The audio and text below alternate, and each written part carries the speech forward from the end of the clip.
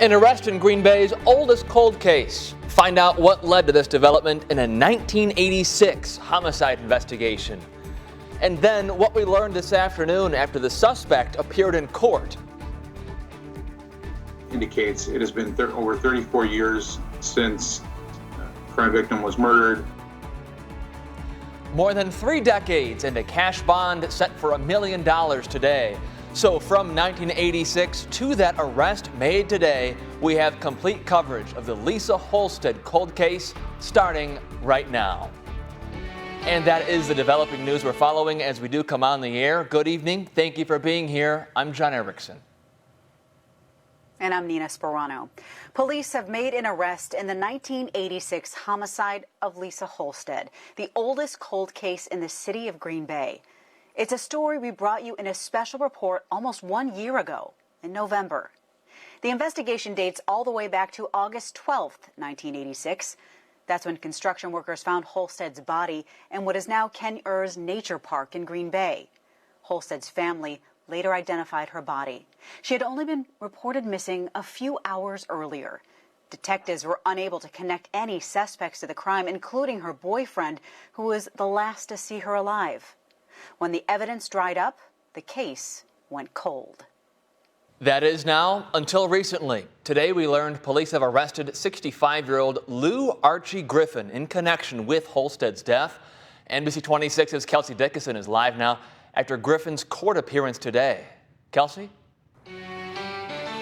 After years and years of closed doors and dead ends, it's the ongoing police work and technology that finally has this cold case heating up. Police say developments in the case and physical evidence linked Lou Archie Griffin to the homicide.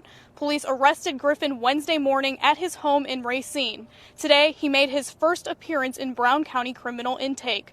Before setting bond, the prosecutor read a letter from Holstead's son. Indicates it has been over 34 years since a crime victim was murdered. We thank law enforcement for all their work for not giving up. The family hopes there is no bond offered. The judge set a cash bond of $1 million. Griffin's next court date is set for mid-December. Griffin is being charged with first-degree intentional homicide. Police say the case is still under investigation. Live in Green Bay, Kelsey DICKESON, NBC 26.